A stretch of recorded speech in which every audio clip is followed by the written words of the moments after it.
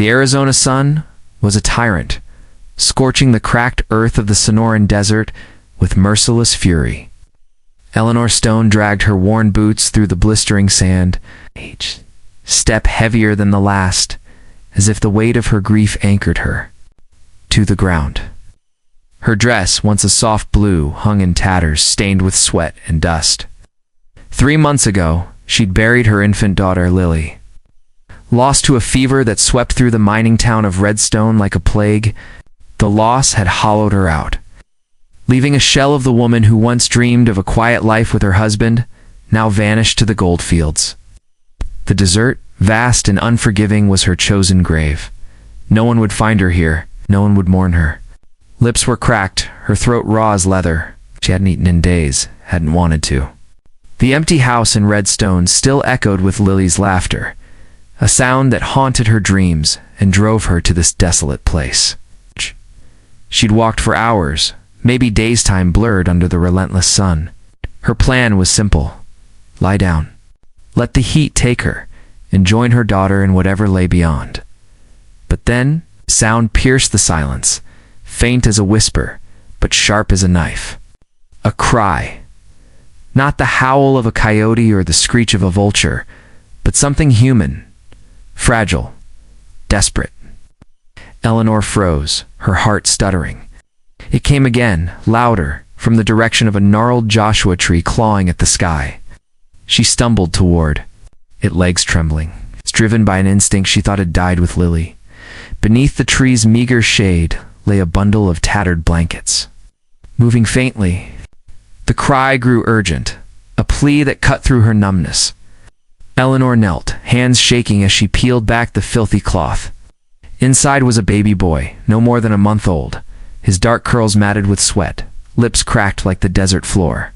His tiny chest heaved, eyes barely open, glazed with fever. He was alive, barely. Eleanor's breath caught. She lifted the boy, his weight so slight it felt like holding a ghost. His skin burned against her palms, his cries weakening with each passing moment. Someone had left him here to die, just as she'd come to do. But as she cradled him, something stirred in her chest, a flicker of the heart she thought was buried forever. She named him Caleb, a name that felt like a vow she wasn't sure she could keep. The desert offered no mercy. The sun climbed higher, turning the air into a furnace. Eleanor clutched Caleb to her chest, shielding him with her shadow. She had no water, no food. No supplies, only the tattered dress on her back and a resolve she didn't know she still possessed. Her body ached, vision swimming, but Caleb's faint whimpers kept her moving. She had to find water, shelter, anything to keep him alive. Her mind raced. Redstone was miles away, a speck on the horizon she could barely recall. She'd wandered too far, disoriented by grief and the endless dunes. The landscape stretched in every direction, sand, scrub brush, and the occasional bleached bones of some unfortunate creature. Her tongue stuck to the roof of her mouth, lips bleeding. She hadn't eaten properly in days, her strength sapped by sorrow. But Caleb's tiny hand curled against her chest, and she knew she couldn't stop. A new sound broke the silence, the thunder of hoofbeats. Eleanor's heart leapt rescue, perhaps. She turned, squinting against the glare, and saw 3 riders galloping across the sand, their silhouettes dark and menacing. Hope curdled into dread. These weren't ranchers or prospectors. The way they rode low, fast, purposeful, screamed trouble. The riders fanned out, cutting off any escape. Their leader, a tall man with a scar slicing across his cheek, pulled. Up in front of her, his name was Silas, his eyes cold as a rattlesnake's above a dust-caked bandana. The other 2, a wiry man with a nervous twitch and a younger rider with uneasy eyes, flanked her on either side. Silas dismounted, spurs jingling like a warning bell. Well, he drawled, voice rough as gravel. What's a woman doing? Out here with a baby that ain't hers? Eleanor's grip on Caleb tightened. I found him, she said, voice hoarse. He was abandoned. He's dying. He needs water. Silas's laugh was a blade. Dying, you say? That's a shame. But I'm more interested in why you're running with Amos Creed's kid and his gold. Her mind reeled. Amos Creed, the wealthiest rancher in Redstone, was a name whispered with fear. A man who owned half the territory and crushed anyone. Who crossed him? I don't know what you're talking about, Eleanor said, stepping back. I'm not who you think I am. Silas's hand rested on the revolver at his hip. Creed's missing a wife and kid who ran off with a sack of gold. Sound familiar, lady? Eleanor's stomach twisted. Caleb wasn't just abandoned, he was stolen? But from whom? And why leave him in the desert? I'm not her, she insisted. I found him under a tree, alone. He's burning up, please. He needs help. The younger rider, Jake, shifted in his saddle, eyes flickering to Caleb. Boss, the kid looks bad. Maybe we should shut it, Jake, Silas snapped, gaze never leaving Eleanor. Creed's missing his son and a fortune. You fit the description of the thief? Before Eleanor could respond, a rifle shot cracked through the air, kicking up sand near Silas's horse. The bandits spun, drawing their guns, as a figure emerged from behind a rocky outcrop 50 yards away. A woman, no older than 25. With tangled chestnut hair and a torn dress that once belonged in a saloon, her rifle was steady, voice like iron. Step away from her. That's my son. Silas grinned, lowering his bandana to reveal the full extent of his scarred face. Clara Hayes. Been looking all over for you. Lennar's heart pounded. Clara Hayes. This was Caleb's mother. The woman who'd left him to die? Or had she? Clara's eyes were locked on Caleb, face pale with anguish. He needs water. Eleanor called out. He's barely alive. Clara's rifle wavered. Is he okay? Barely, Eleanor said. But he won't be if we don't get him out of this heat. Alice. Silas's gun swung toward Clara. Enough. Where's the gold, Hayes? Creed wants his property back, kid and all. Clara's voice broke with fury. He's not property. He's my son. Creed killed my husband to take our land, and now he wants to sell Caleb to pay his debts?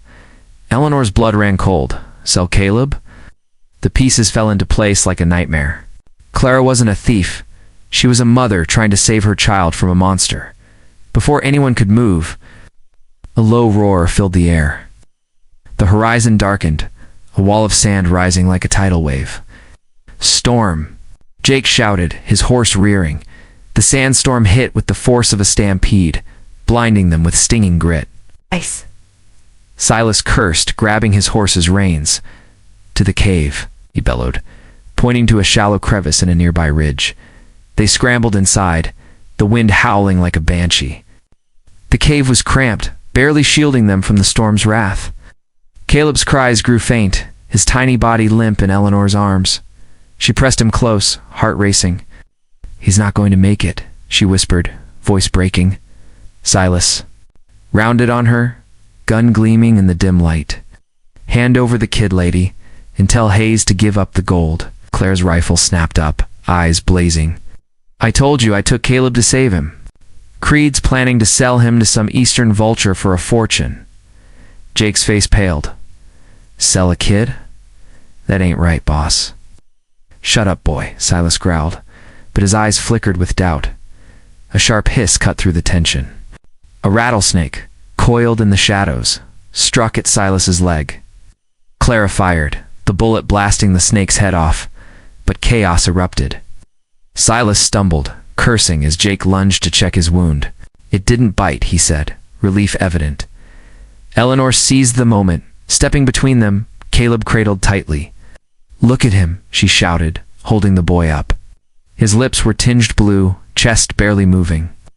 He's dying while you argue over gold? He's someone's son. The storm raged outside, but inside, silence fell. Jake pulled a canteen from his saddlebag, hand shaking. She's right. We can't let him die. He handed it to Eleanor. Small sips, ma'am. Too much will hurt him. Eleanor tilted the canteen, letting droplets fall onto Caleb's lips. He stirred, tongue moving faintly. Her heart clenched. This was hope. Fragile, but real. Clara's voice trembled. I hid him under that tree with a flask and bread. I was going to lead Creed's men away and come back, but I got lost. In the desert for 2 days, Silas sneered, touching. Creed wants his son and his gold. And you, Hayes, are going to pay for stealing both. Clara's eyes filled with tears. Creed killed my husband in a rigged duel. He took our land, our home. When I heard him planning to sell Caleb to a rich man in Boston, I took what gold I could and ran. Eleanor's stomach churned. You're saying he's selling his own son? Silas nodded, grin cruel. A lucrative adoption, he calls it.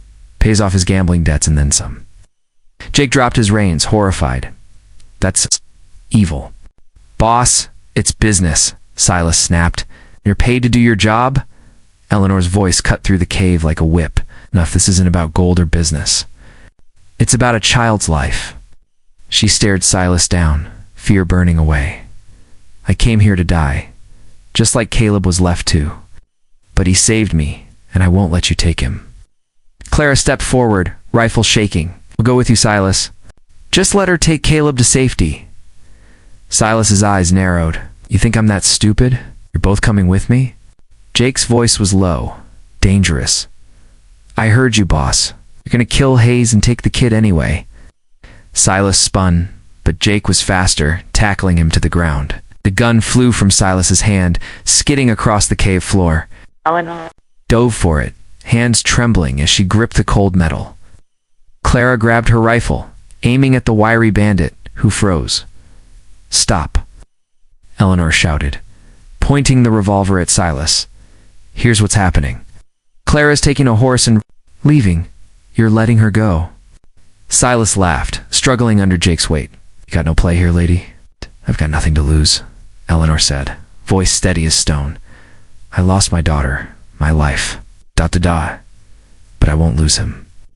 The sandstorm began to die, the wind softening to a moan. Clara mounted Jake's horse, eyes locked on Caleb. Take care of him, she whispered, tears streaming down her face. Love him like I couldn't. Eleanor nodded, throat tight. I will. Claire rode into the fading storm, a ghost vanishing into the desert. Silas shoved Jake off, scrambling to his feet. This ain't over, he snarled, but his voice lacked conviction.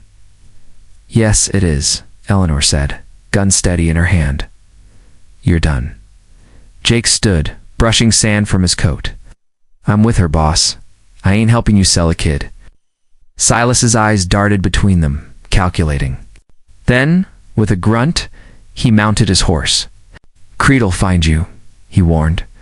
Spurring away with the wiry bandit trailing behind Dot, Eleanor stood alone with Caleb, the desert stretching endlessly before them. The sun dipped low, painting the sky in hues of fire. Caleb's eyes fluttered, open, dark, and trusting, and Eleanor felt something she hadn't in months' hope. Well, little one, she murmured, let's call you Caleb. You gave me a reason to keep going. Jake tipped his hat, his young face weathered but kind. I'll guide you to Redstone, ma'am. You and the boy'll be safe there. They walked through the cooling desert, Eleanor clutching Caleb close. She'd come to die, but found a reason. To live. The weight of the gun in her belt felt foreign, but it was a reminder of her resolve. She'd protect Caleb, no matter the cost.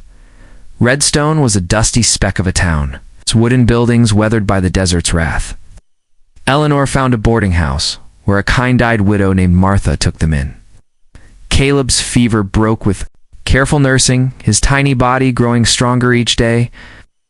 Eleanor's heart, once a barren wasteland, began to bloom, but whispers followed her. Creed's name carried weight, and rumors of his lost son spread like wildfire. Eleanor kept the revolver. Hidden eyes scanning the horizon for Silas's return. She knew Creed wouldn't let Caleb go easily. One night, Jake knocked on her door, face grim. Creed's men are circling, ma'am. They're asking questions. Eleanor's grip on Caleb tightened. What do they want? He said. And the boy, Creed's offering a bounty. The next day, hoofbeats thundered into Redstone. Silas and a dozen riders rode in, their dust cloud choking the air. Eleanor stood on the boarding house porch, Caleb in her arms, revolver tucked in her skirt. Silas dismounted, scar gleaming in the sunlight. Time's up, lady. Hand him over. Laner's voice was steel. He's not property. He's my son now. The townsfolk gathered, murmuring. Martha stepped beside Eleanor, shotgun in hand. You ain't taking that boy, Silas. Jake joined them, hand on his gun. Creed's done enough harm. It ends here. Silas's men shifted uneasy. The truth about Creed's plan had spread. Poisoning his influence? Silas drew his gun, but a shot rang out from the crowd.